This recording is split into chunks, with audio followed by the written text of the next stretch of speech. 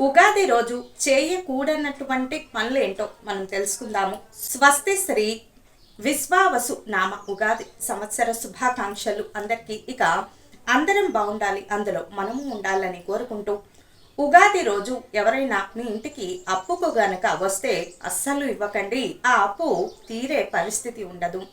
రెండవది, ఉగాది రోజు కొత్త సంవత్సరం రోజు ఏడవకూడదు, బాధపడకూడదు. అలా ఏదైనా బాధపడి ఏడిస్తే ఆ సంవత్సర కాలం కూడా ఏడుస్తూనే ఉంటారని ఒక నానుడి.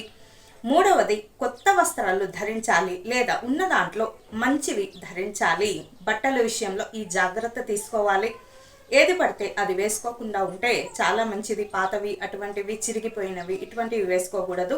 ఉన్న దాంట్లో ఉత్తమమైనవి వేసుకోవాలి. కొత్త దుస్తులు ధరిస్తే ఆ ఏడాదంతా కూడా నిత్య నూతనంగా అలా కొత్తగా ఉంటుంది, ఆహ్లాదంగా ఉంటుందని ఒక నానుడి. ఇక మరొక విషయం ఏమిటి అంటే, ఈ ఉగాది పండుగ రోజు మీ ఇంటికి ఎవరైనా ఏదైనా వస్తువు గురించి కానీ ఇక దేని గురించి అయినా వచ్చినప్పుడు లేదు అనేటటువంటి శబ్దం మాత్రం రాకూడదు. మన ఇంటికి ఆవులు, గోవులు కాచుకునే వాళ్ళు, డూడు బసవన్నలు ఇటువంటి వారు కూడా వచ్చే అవకాశం ఉంటుంది. కాబట్టి లేదు, వెళ్ళిపో అని మాత్రం అనకండి. తర్వాత రండి, లేదా ఆ వస్తువు ఎక్కడ పెట్టానో కనపడడం లేదు, మరలా ఇస్తాను, మళ్ళీ ఇస్తాను, తర్వాత ఇస్తాను అని అటువంటి పదాలు ఉపయోగించండి తప్ప లేదు అనేటటువంటి శబ్దం మాత్రం రానివ్వకండి.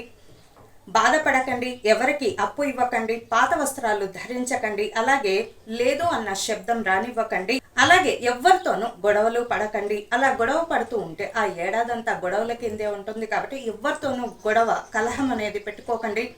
ఒకవేళ వాళ్ళకై వాళ్ళే వచ్చినా మౌనము ఆశ్రయించండి. మౌనమే పెద్ద మందు. కాబట్టి ఇవన్నీ కూడా దృష్టిలో ఉంచుకొని చక్కగా శుభ్రతకు పెద్దపీట వేస్తూ, మౌనాన్ని ఆశ్రయిస్తూ, అలా ధ్యానిస్తూ భగవంతుణ్ణి ముందుకు వెళ్ళి ఆధ్యాత్మిక చింతనలో మోక్ష మార్గాన్ని వెతుక్కోవడము అత్యుత్తమైనటువంటి పని. మరి న్యూ ఇయర్ రెజల్యూషన్ అంటారు. ప్రతి కొత్త సంవత్సరంలో ఒక మార్పును మనకు మనమే తెచ్చుకోవాలి.